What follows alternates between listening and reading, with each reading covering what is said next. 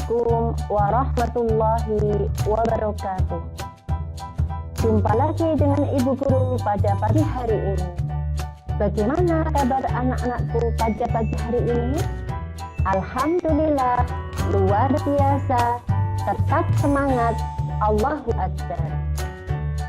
Pada kesempatan pagi hari ini, Ibu akan menyampaikan materi tema 7, Indahnya Keragaman di Negeriku, subtematika Indahnya Persatuan dan Kesatuan Negeriku, pembelajaran 1. Anak-anakku semuanya, sebelum kalian belajar, marilah kita awali dengan berdoa terlebih dahulu.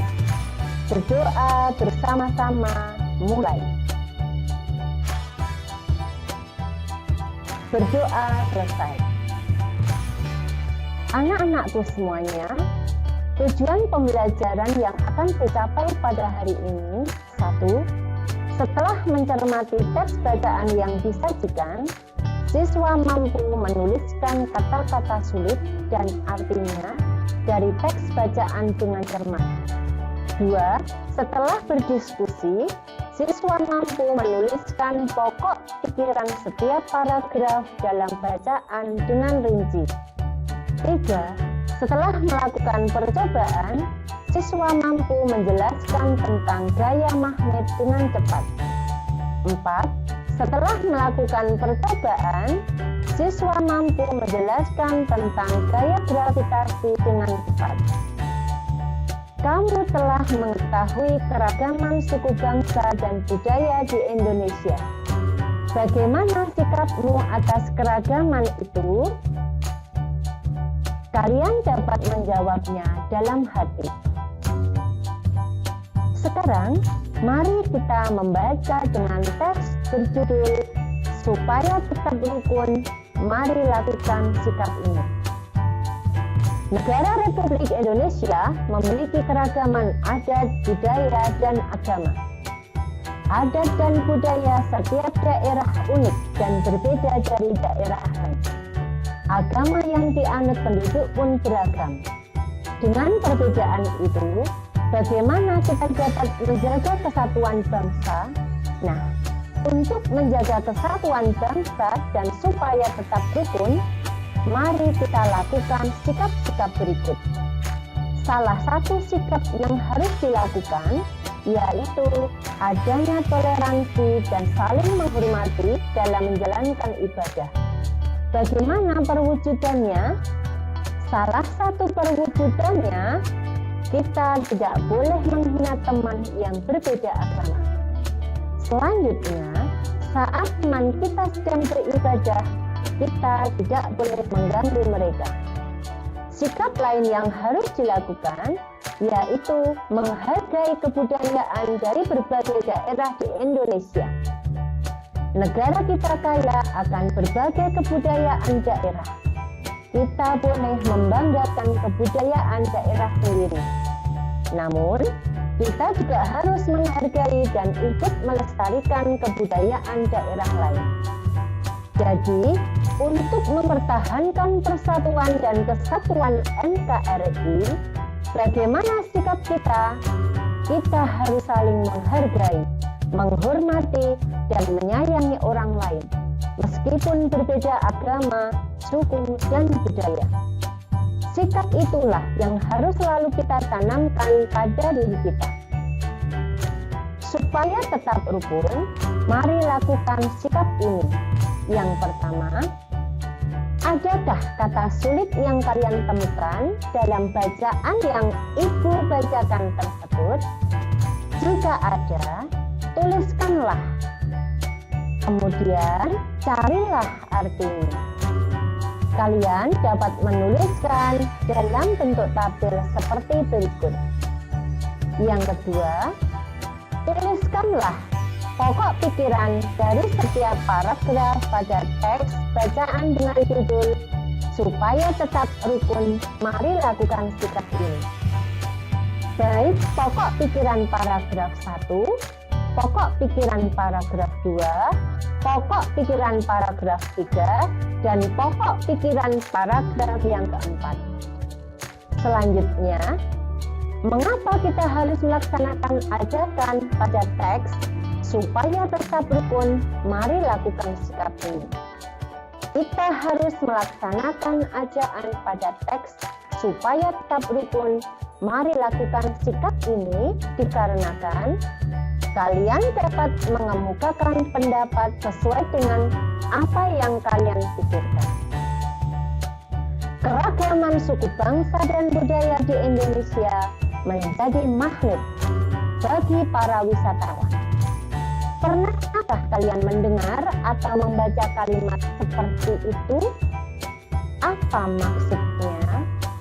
Maksud dari kalimat tersebut adalah bahwa keragaman suku bangsa dan budaya di Indonesia menjadi daya tarik bagi wisatawan. Mungkin kalian bertanya-tanya, apa hubungannya magnet dengan daya tarik?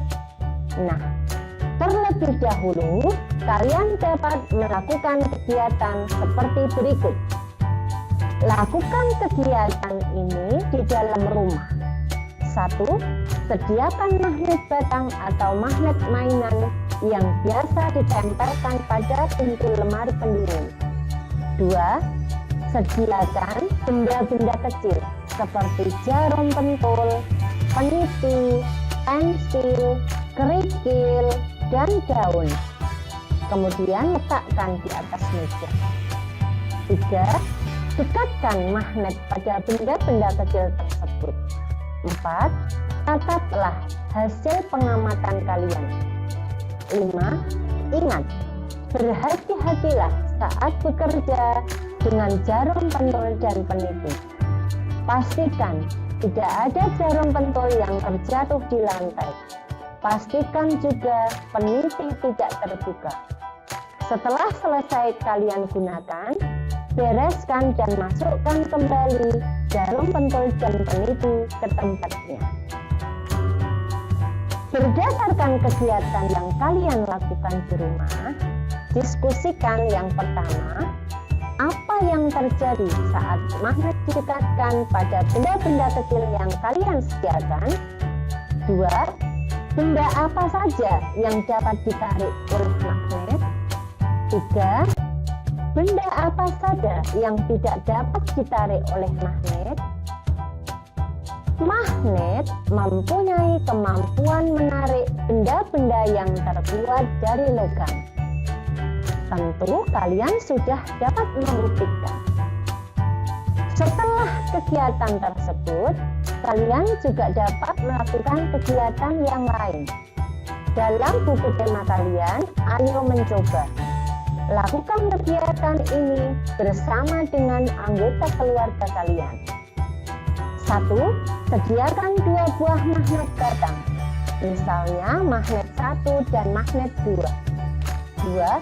Tandai ujung dari setiap batang magnet. Misalnya, kalian dapat menuliskan A dan B. 3. Dekatkan ujung A dari magnet 1 dengan ujung A magnet 2. Apa yang akan terjadi? 4. Dekatkan ujung A dari magnet 1 dengan ujung B dari magnet 2. Apa yang terjadi? 5. Dekatkan ujung B magnet 1 dengan ujung A magnet 2. Apa yang terjadi? Yang terakhir, dekatkan ujung B magnet 1 dengan ujung B magnet 2. Apa yang terjadi? Catatlah hasil pengamatanmu dalam tabel seperti berikut. Perlakuan yang pertama, perlakuan yang kedua, perlakuan yang ketiga, dan perlakuan yang keempat. Sebuah magnet mempunyai 2 ujung berlawanan. Ujung magnet biasa disebut kutub. 2 kutub magnet yang berlawanan itu disebut kutub utara dan kutub selatan. Jika 2 buah magnet didekatkan pada kutub yang sama, kedua magnet akan tolak-menolak.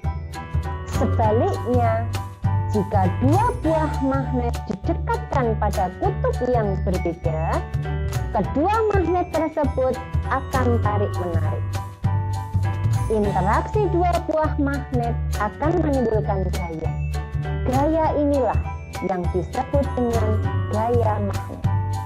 Jadi, gaya magnet adalah gaya yang dihasilkan ketika dua magnet atau lebih saling berinteraksi. Gaya magnet dapat dimanfaatkan misalnya dalam pembuatan kompas. Kompas adalah alat penunjuk arah utara dan selatan. Pada kompas terpasang sebuah magnet berbentuk jarum. Jika diletakkan mendatar, jarum kompas akan selalu menunjuk arah utara dan selatan. Perhatikanlah, apakah gambar ini? Ya, kalian dapat melihat bahwa ini adalah gambar kompas yang menggunakan magnet jarum. Kalian telah mengetahui bahwa jarum kompas selalu menuju arah utara selatan.